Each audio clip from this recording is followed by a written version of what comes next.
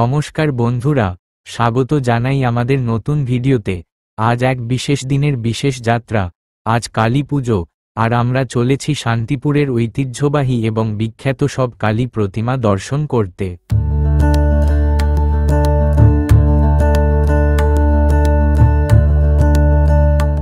ঘড়িতে এখন ঠিক সকাল 7টা। কলকাতা শহরের সবেমাত্র ঘুম ভেঙেছে। কালী পুজোর দিন হলেও কর্মব্যস্ত মহানগরীর ছবিটা কিন্তু এক। রাস্তায় গাড়ির হর্ন, খবরের কাগজের হকার, আর উৎসবের ছুটিতে বাড়ি ফেরা মানুষের আনাগোনা। এই ভিড়ের মধ্যে দিয়েই আমরা চলেছি আমাদের প্রথম গন্তব্য, শিয়ালদা স্টেশনের দিকে।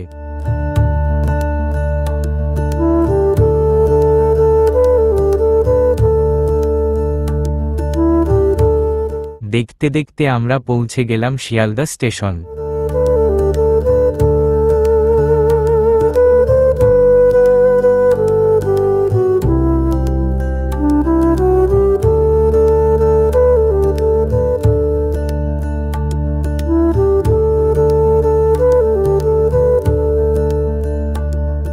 সকালের ব্যস্ত শিয়ালদা স্টেশনের পরিবেশ এক কথায় অভূতপূর্ব।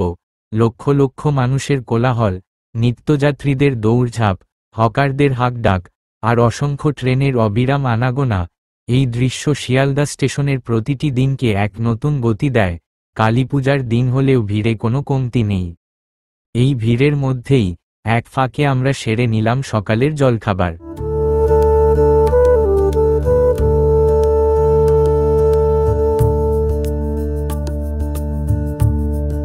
এবার আমাদের গন্তব্য শিয়ালদার সাউথ সেকশন। আমাদের ট্রেন, শান্তিপুর লোকাল, ছাড়বে ঠিক সকাল 8:55 প্ল্যাটফর্ম নম্বর D1 থেকে।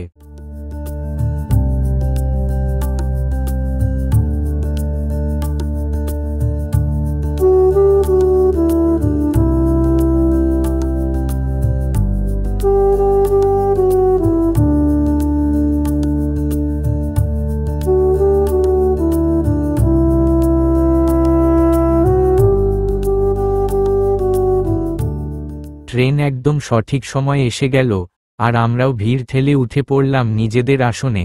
শুরু হলো আমাদের 2.5 ঘন্টার পথ চলা।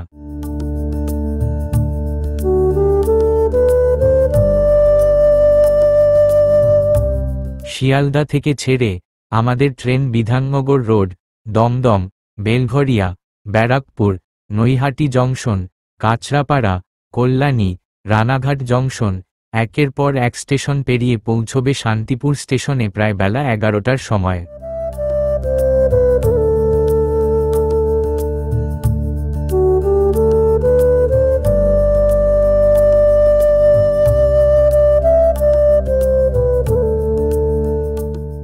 যতই এগিয়ে চলেছি ততই স্পষ্ট হচ্ছে গ্রামীণ বাংলার অপরূপ রূপ। শহরের ইমারত পিছনে ফেলে ট্রেন ঢুকে পড়েছে বিস্তীর্ণ সবুজ ধানের ক্ষেতের রাজ্যে। দিগন্ত বিস্তৃত সবুজ ধানের ক্ষেত, মাথার ওপর নীল আকাশ আর হালকা মেঘের আনাগোনা। সকালের নরম আলোয় এই রূপ সত্যিই চোখ জুড়িয়ে দেয়।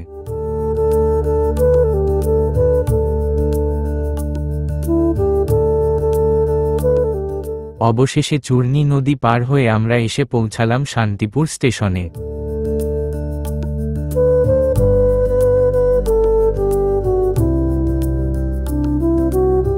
স্টেশন চত্বর এখন বেশ সরগরম। দূর দূরান্ত থেকে মানুষজন এসেছেন মায়ের দর্শনে। বাইরে সার দিয়ে দাঁড়িয়ে আছে অসংখ্য টোটো। এই টোটোগুলোই এখন শান্তিপুরের যাতায়াতের প্রধান বাহন।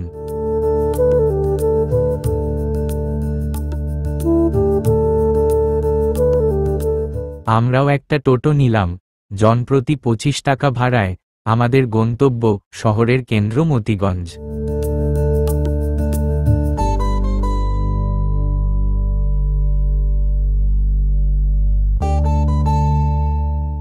প্রায় 15 মিনিটের মধ্যেই আমরা পৌঁছে গেলাম আমাদের ঠিকানায়। আমাদের আজকের আশ্রয়স্থল গীতা প্যালেস হোটেল।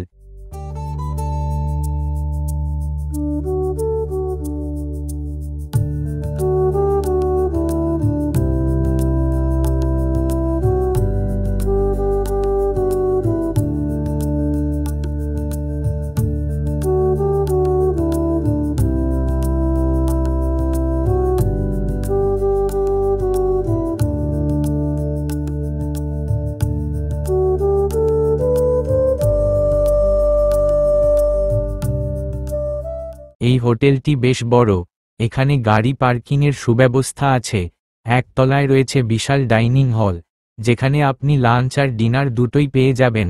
আর সবথেকে আকর্ষণীয় হলো এর বিশাল বারান্দাগুলো, যেখান থেকে কালী প্রতিমার বিসর্জনের শোভাযাত্রাও দেখা যাবে। এই হোটেলের ঘরগুলোও বেশ পরিচ্ছন্ন এবং প্রয়োজনীয় সব সুযোগ সুবিধা সহ। রুমের ভাড়া শুরু 1500 টাকা থেকে।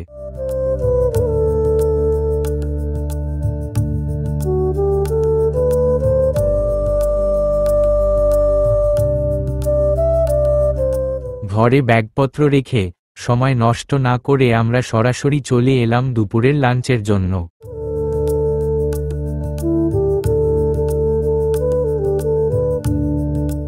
বিকেল হতেই আমরা ইভিনিং ওয়াকে বেরোলাম। এই সময়টা শান্তিপুরে এক অন্যরকম দৃশ্য। আমরা দেখলাম ছোট ছোট মা কালীর প্রতিমা প্যান্ডেলগুলোতে আনা হচ্ছে পূজার জন্য।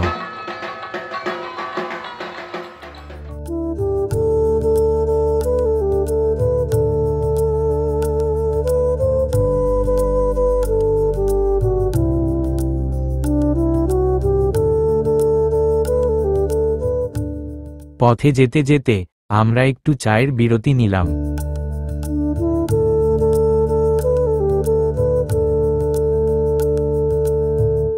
এবার সময় হয়েছে শান্তিপুরের বড় বড় কালী পুজোর প্যান্ডেল দেখতে বেরোনোর। আমরা 3 ঘন্টার জন্য একটি টোটো বুক করলাম। খরচ পড়ল প্রতি ঘন্টা 200 টাকা।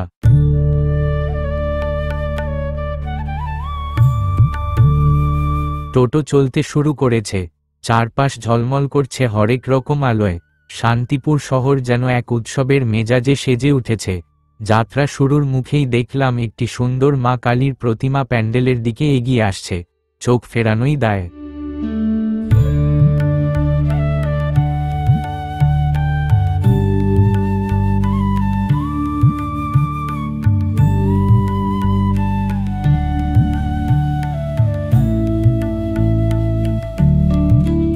আমাদের প্রথম গন্তব্য হল মহিষখাগী কালী মন্দির।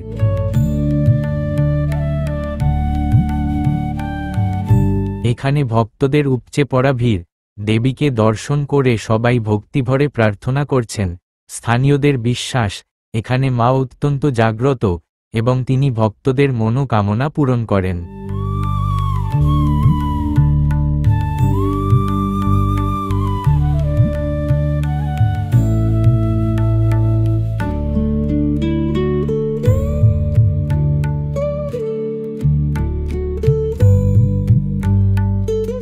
শান্তিপুরের কালীপূজাগুলির মধ্যে মহিষখাগী কালী অন্যতম প্রাচীন। কথিত আছে প্রায় 400 বছরেরও বেশি পুরনো এই পুজো। এই কালীমূর্তিটি অত্যন্ত জাগ্রত বলে মনে করা হয়। শোনা যায় একসময় এখানে মা কালীর কাছে মহিষ বলি দেওয়া হতো, সেই থেকেই এই দেবীর নাম মহিষখাগী। যদিও এখন পশু বলির প্রথা বন্ধ হয়েছে, তবে এই পুজোকে ঘিরে ভক্তদের বিশ্বাস আর ভক্তি আজও অটুট।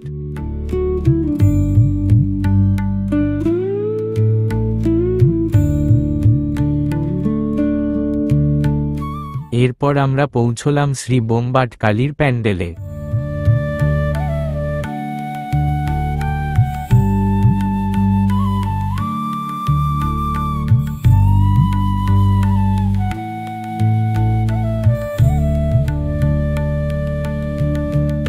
এই পূজার ইতিহাসও শান্তিপুরের ইতিহাসে গাথা। একসময় এই দেবীকে ডাকা হতো বোমা কালী নামে। শোনা যায় মায়ের পুজোর আগে এক বিশেষ বাদ্যযন্ত্র বাজানো হতো, যা বোমার শব্দের মতো শোনাতো। সেই থেকেই এমন নামকরণ। আবার অন্য মতে মা এতটাই জাগ্রত যে ভক্তদের মনোবাঞ্ছা বোমার গতিতে পূর্ণ করে দেন।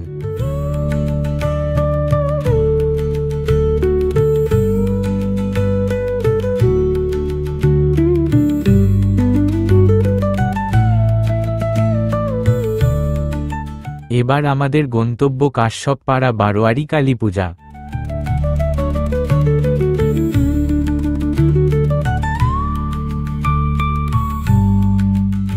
শান্তিপুরের বিখ্যাত কালীপূজাগুলির মধ্যে এটি অন্যতম।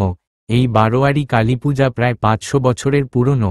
এই পূজার সূচনা করেছিলেন শ্রী শ্রী চৈতন্য মহাপ্রভুর গুরু শ্রী কাশীনাথ সার্বভৌম। প্রাচীন ঐতিহ্য ও ধর্মীয় গুরুত্বের কারণে এই পূজা শান্তিপুরের ভক্তদের কাছে এক বিশেষ স্থান অধিকার করে আছে।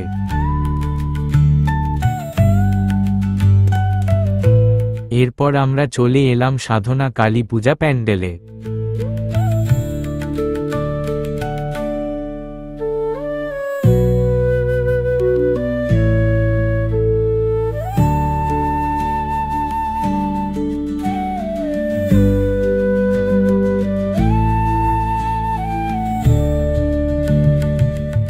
এটি শান্তিপুরের আরও এক বিখ্যাত কালী পুজো, ফটকপাড়া বারোয়ারি।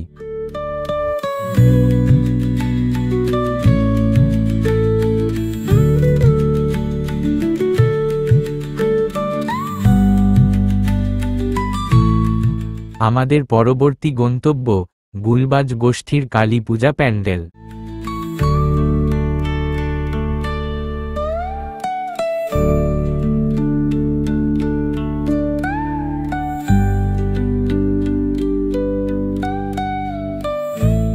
এখানেও প্রচুর ভক্তের ভিড়, পুজো শুরু করার সব রকম প্রস্তুতি চলছে।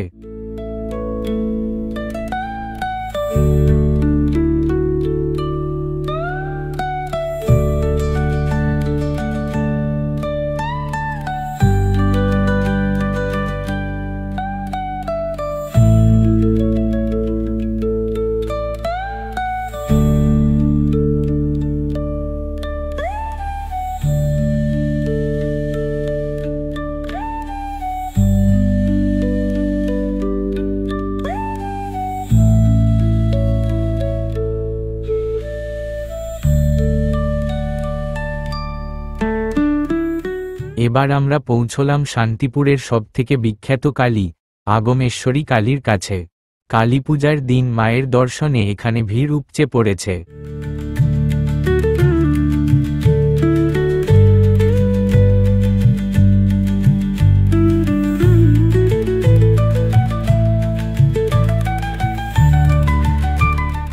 আগমেশ্বরী কালীকে বলা হয় শান্তিপুরের সবথেকে জাগ্রত কালী।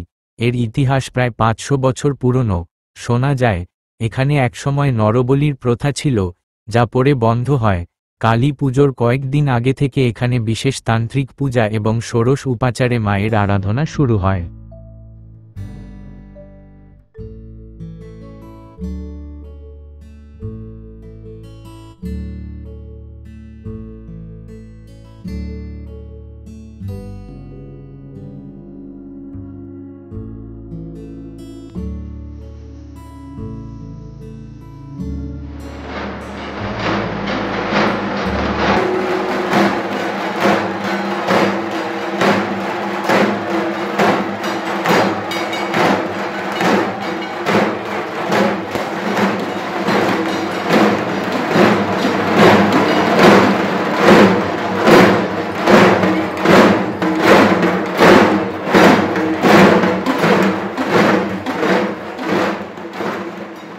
আগমেশ্বরী কালী পূজার সবথেকে উল্লেখযোগ্য প্রথা হল চক্ষু দান।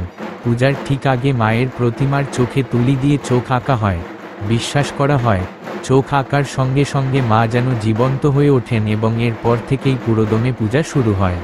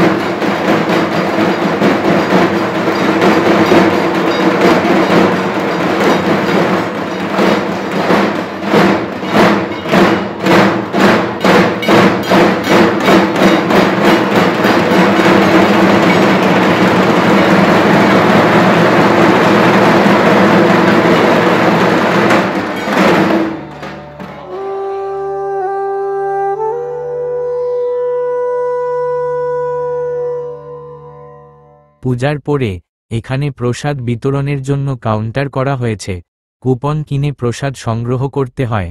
আর মন্দিরের পাশেই বসেছে এক বিশাল মেলা, হরেক রকম খেলনা, মুখরোচক খাবারের দোকান আর পূজার সামগ্রীর পসরা নিয়ে মেলা প্রাঙ্গণ এখন জমজমাট। মেলায় ছোট থেকে বড় সবাই এসেছেন, এই মেলার পরিবেশটাই যেন উৎসবকে আরও জীবন্ত করে তুলেছে।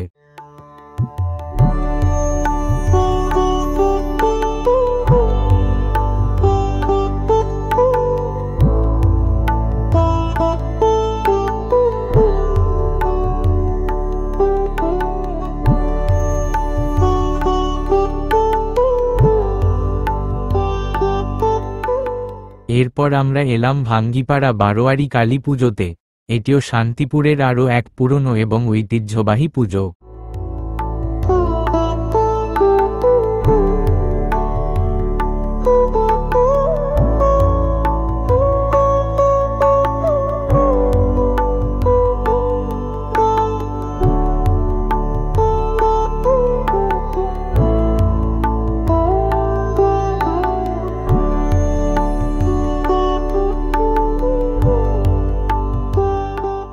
এবার এক অত্যন্ত বিশেষ এবং ব্যতিক্রমী কালী পুজো দেখব। এই হলো পাতাল কালী পূজা। এখানে মা কালীকে পূজা করা হয় মাটির নিচে। হ্যাঁ, ঠিক শুনেছেন, ভক্তরা সিঁড়ি বেয়ে মা কালীর দর্শন করতে নিচে নামেন। সত্যিই এক অভূতপূর্ব অভিজ্ঞতা।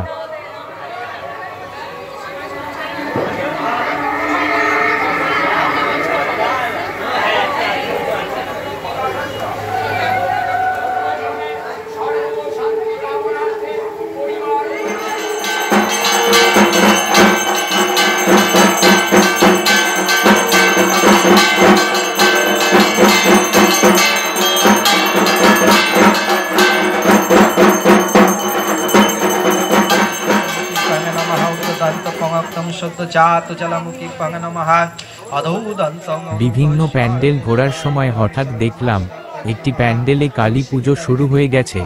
মা কালীর মন্ত্রপাঠ এবং আরতির দৃশ্য মনকে শান্তিতে ভরিয়ে তোলে।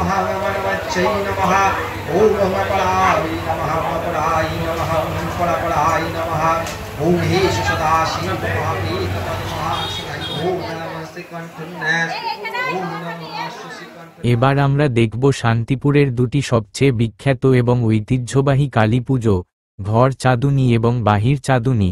প্রথমে আমরা এলাম বাহির চাঁদুনি কালী পুজোতে, যার পূজা প্রায় 550 বছর পুরনো।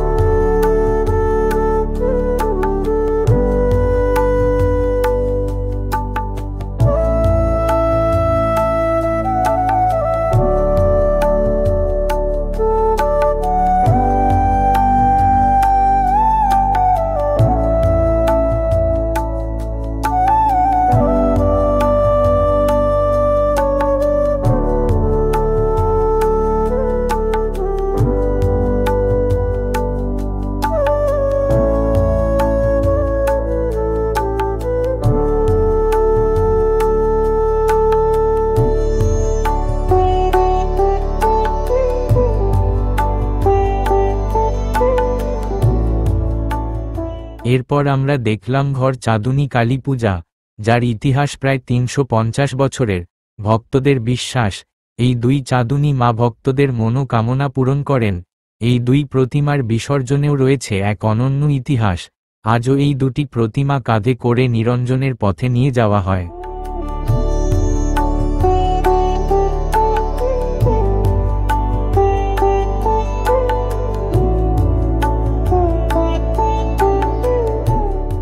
বাহির চাঁদুনি এবং ঘর চাঁদুনি কালী পূজা হল শান্তিপুরের মুখোপাধ্যায় পরিবারের ঐতিহ্যবাহী পূজা। অনেকের মতে চাঁদুনি নামটি এসেছে চাঁদনি থেকে, যার অর্থ জ্যোৎস্না বা পূর্ণিমা রাতের আলো।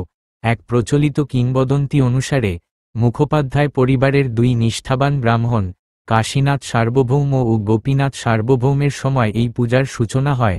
একদিন কাশীনাথ তার নিত্য পূজা করার সময় একটি ক্ষুধার্ত মেয়ে এসে প্রসাদ চায়। কাশীনাথ পূজা শেষ না হওয়া পর্যন্ত প্রসাদ দিতে অস্বীকার করলে মেয়েটি চলে যায়।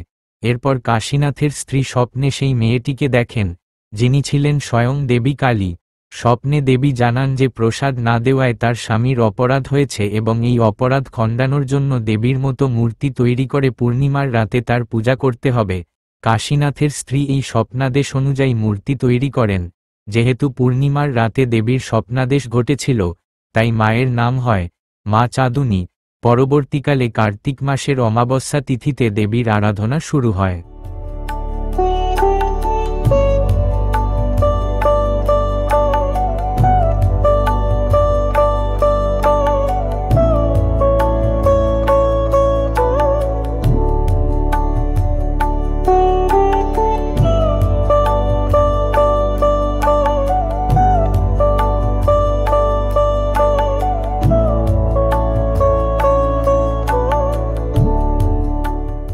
এরপর আমাদের পরবর্তী গন্তব্য শ্রী শ্যামচাঁদ কালী পূজা।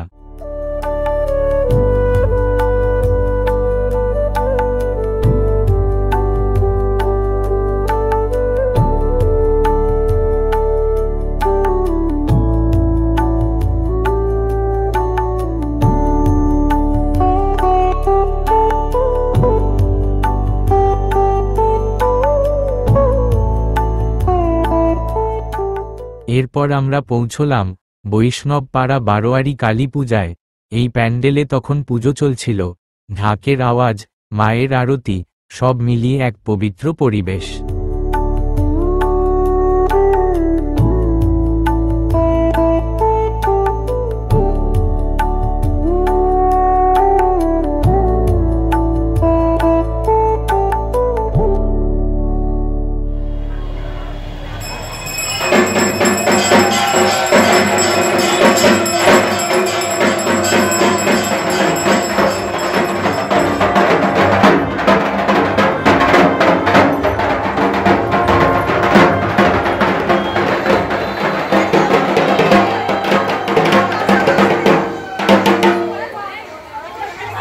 আমাদের পরের স্টপ মালোপাড়া বারোয়ারি।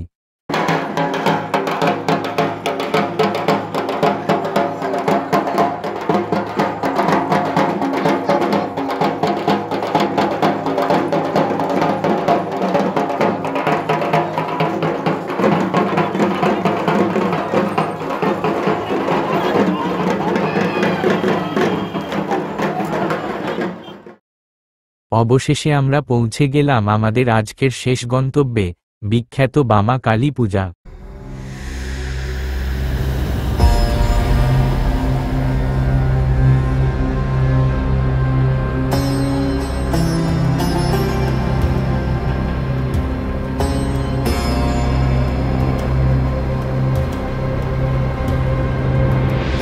বামা কালীর পূজার সবচেয়ে বড় বিশেষত্ব হল এটি সম্পূর্ণরূপে মোমবাতির আলোয় অনুষ্ঠিত হয়।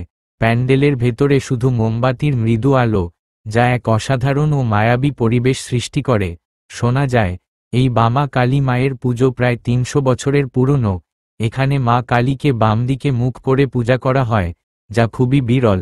মোমবাতির আলোয় মায়ের প্রতিমার দর্শন সত্যিই এক ঐশ্বরিক অনুভূতি দেয়।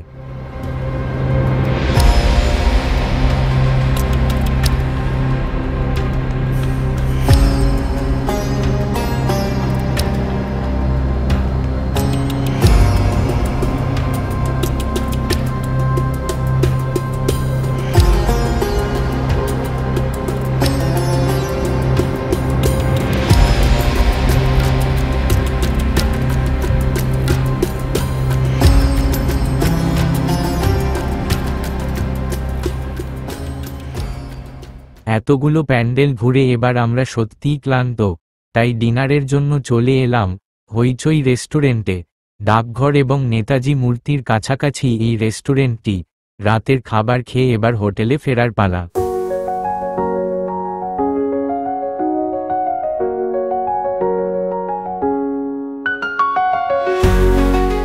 শান্তিপুরের এই কালী পুজো পরিক্রমা এক অসাধারণ অভিজ্ঞতা দিল। এত প্রাচীন, এত ঐতিহ্যবাহী পুজো খুব কম জায়গায় দেখতে পাওয়া যায়। আজকের মতো আমাদের এই ভ্রমণ শেষ হলো। পরবর্তী ভিডিওতে আমরা শান্তিপুর আরও ঘুরব এবং কালী পূজার পর মা কালীর প্রতিমা বিসর্জনের শোভাযাত্রা দেখব।